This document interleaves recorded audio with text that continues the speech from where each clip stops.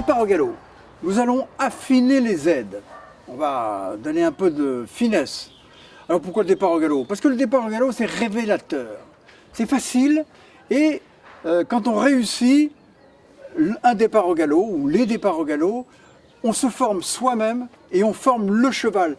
C'est-à-dire qu'on lui demande quelque chose qui paraît un peu difficile, il y arrive, vous y arrivez et hop, vous abordez tout de suite un stade supérieur. C'est beaucoup mieux que de faire une heure de tape-cul, par exemple.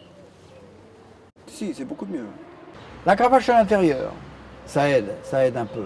Petit pli, indication, et départ au galop avec la jambe extérieure. Indication à gauche. Indication à droite. Un petit pli, jambe extérieure au galop. C'est un petit pli, c'est bref, c'est une indication. Un petit pli, et hop, départ au galop à gauche. Avec un petit pli, maintenez le cheval au pas jusqu'au galop. Maintenez le cheval au pas jusqu'au galop. Maintenez-le, attendez-le. Ça se joue sur des fractions de secondes.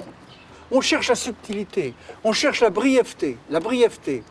Et on sait toujours que les jambes agissent différemment. C'est ou à la sangle ici et à l'extérieur, c'est ou à la sangle ici et ça c'est à l'extérieur. C'est à la sangle ici, c'est à l'extérieur ici. C'est à la sangle ici, c'est à l'extérieur ici.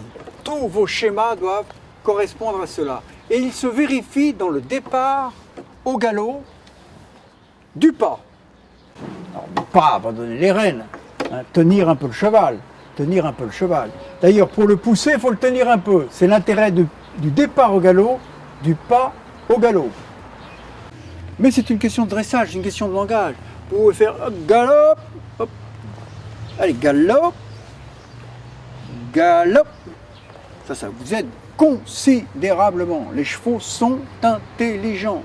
Ils comprennent galop, G-A-L-O-P, ils savent écrire ça sans faute.